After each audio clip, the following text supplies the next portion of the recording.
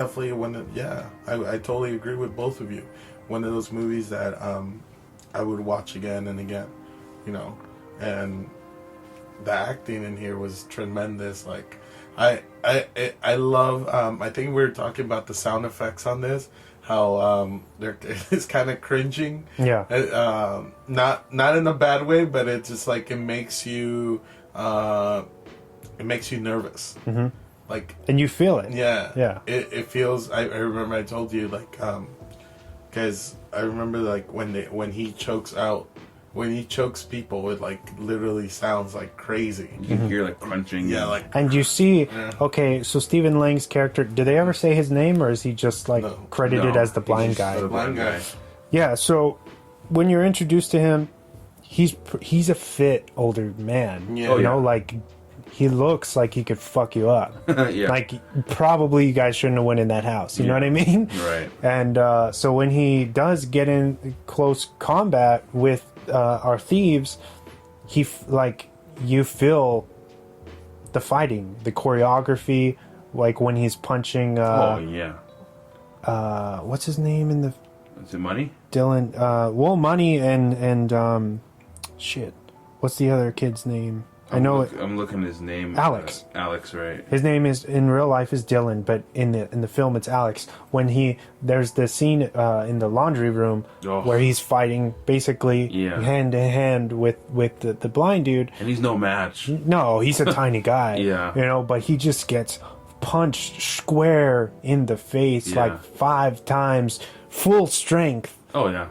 And you hear it, even in the scenes, hard packing sounds. It's when Stephen Lang's character when he's beating on Rocky to knock her out. She's even smaller than everybody. She takes like 3 good punches to the face, and he's just holding her punch, and that's good. It's really good, like the acting and that the way it's shot is, and it's just quiet, and all you hear is the cracking of the knuckles on her face, and it's just.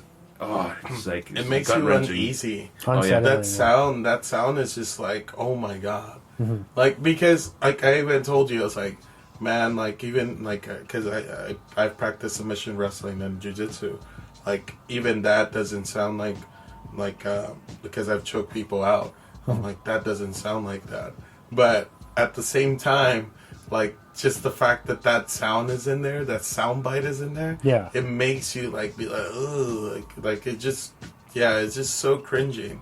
And those knuckles, those hits, dude, it's just like, oh my god, like, damn, this guy's like, because they really have to play. It's like Foley sounds are an art in itself, right? Because that's demonstrating the power behind the blind guy. Because if you're not scared of him, if he doesn't intimidate you as a viewer, then this film falls apart. Yeah. But because they're able to, you believe that he's a war-hardened veteran who obviously has a gripe with the world because he lost the one thing that he cared about, which was his daughter. You know, it just works. Yeah. So well, you know, and he's a great actor. He doesn't talk through the entire thing until like the end. The end, yeah. You bust out the vein. The vein. The only thing you hear, I think, in the beginning or the middle of the movie is he says, "How many of you are there?" And that's it. Oh yeah. And he says it to Money. Yeah. And he's like, "It's just me, fool." And that's what I love. So Money, going back to the acting. Money's character really bothered me because he was a shithead. They're supposed to be professionals. When we get into the movie, they're robbing another house, right? The big mansion. Yeah. Everybody's okay, and then he just straight up starts pissing on stuff, and it's like breaking shit. But it's like, okay, if you're doing a home invasion, why would you leave your DNA? Right. That's the dumbest shit I've ever heard. So that's either a huge goof in the writing or this guy's an asshole, right? As a character. Yeah. As we're moving on, he's a dickhead to, kind of a bully to Alex's character. When they're about to go into the blind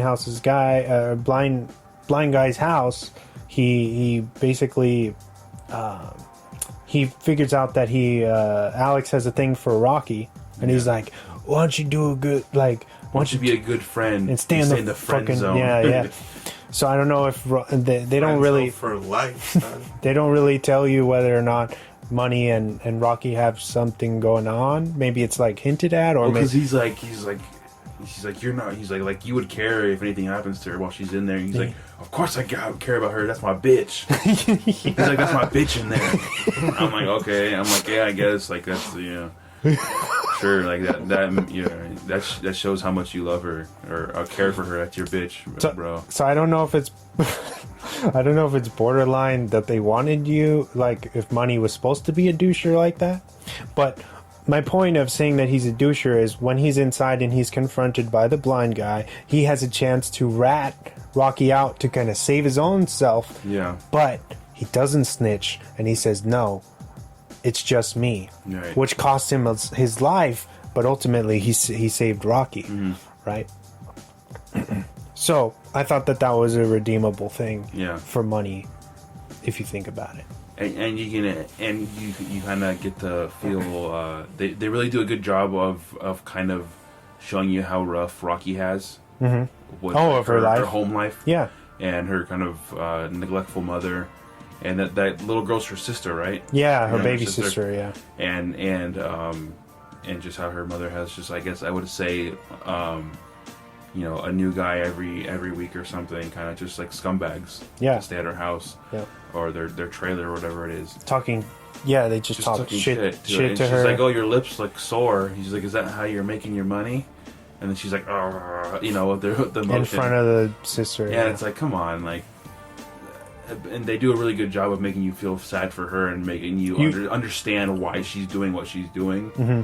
And because she talks about getting all this money to get out of Michigan and go to California. They also have that. Wants to do. They tell this very critical backstory of her when she's talking to Alex in the car before they're about to go scope out the blind guy's house about how she gets a tattoo of a ladybug. Yeah. And he's like, oh, why'd you get that? What's the symbolism behind that? And she says, oh, well, when I was younger, when my dad left, I would cry. I would never stop crying. All I did was cry. So my mom got so pissed about that, she started locking me in the trunk of her car. Yeah.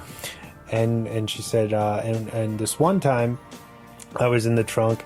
This ladybug flew in through one of these little holes and kind of kept me company.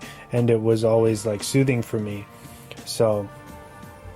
Kind of a symbol of like of hope. Of hope, yeah. Yeah, but that really brings you to like, oh, she's not a bad person. Yeah. She's just in a bad way, and she's trying to make. She has to do better things to get better. Make a life. Yeah. And for herself. I like how that ladybug story kind of comes full circle at the end, and kind of helps her out somewhat in the end. Yeah. But. For Stephen Lang's character and just the situation of when they do break in and he comes out and he catches Money, he pulls the gun out and he points at him. He's like, "Hey, stay back! Stay back! I'll shoot you." To me, I was actually talking to Vic about this. Me and him were actually talking about this. Yeah. Shout out to Vic. Yeah. Even though he's not here, he's still here because I'm going to bring him up anyways.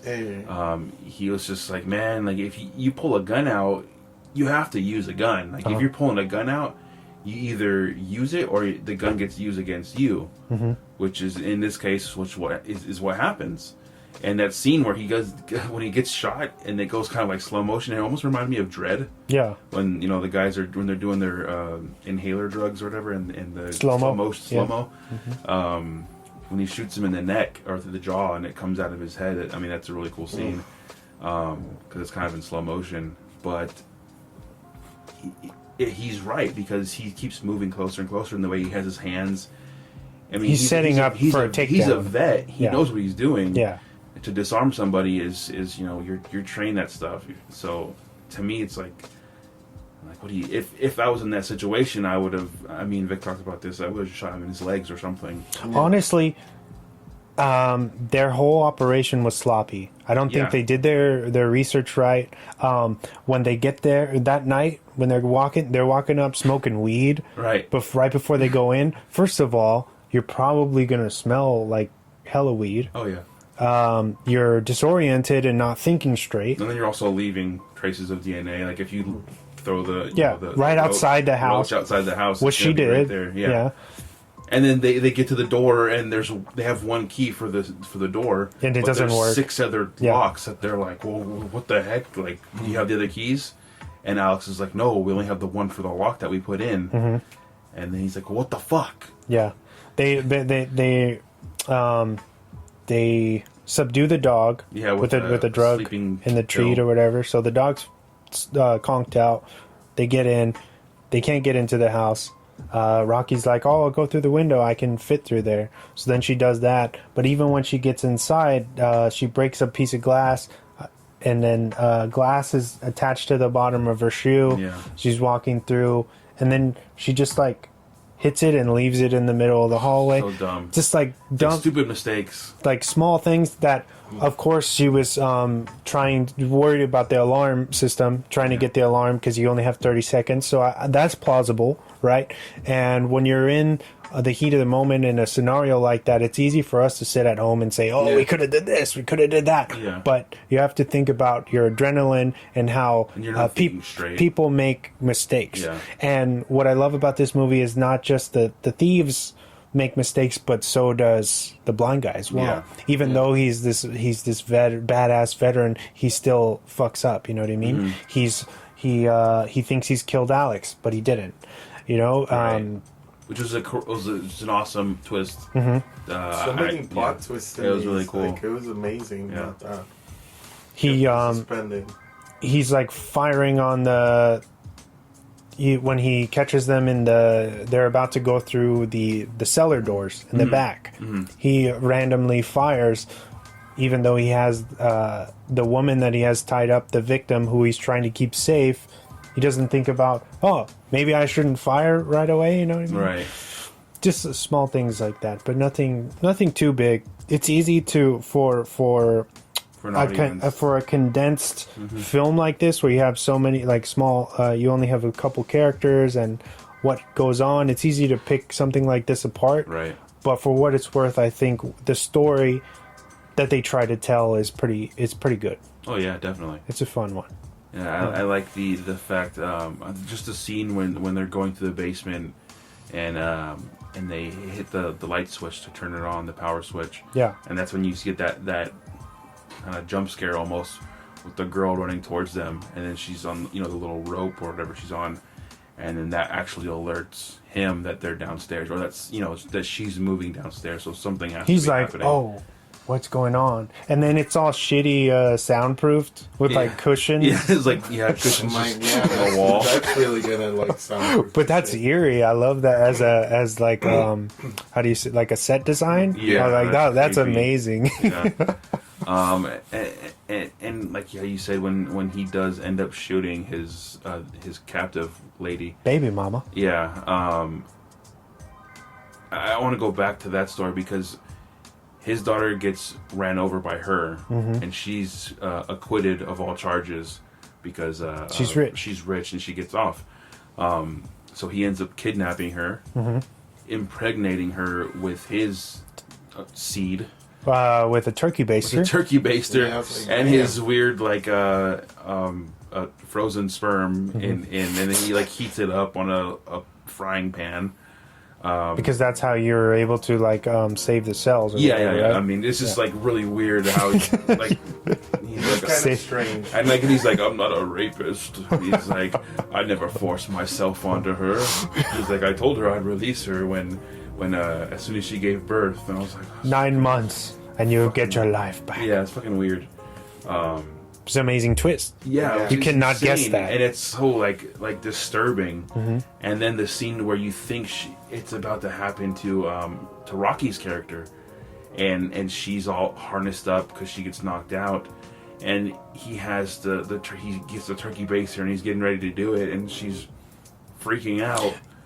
My favorite line in the whole film where he's like, there's nothing a man cannot do once he's accepted the fact that there is no God. Yeah, as he's walking towards the turkey baster. Whoa, dude, like that's insane. That was a really intense scene. Yeah. And then they do that close up shot of the tip of the turkey baster like dripping. Oh my god. Yo. disgusting. Yeah. The fact that that she fucking puts it in his mouth and squirts the shit out of it.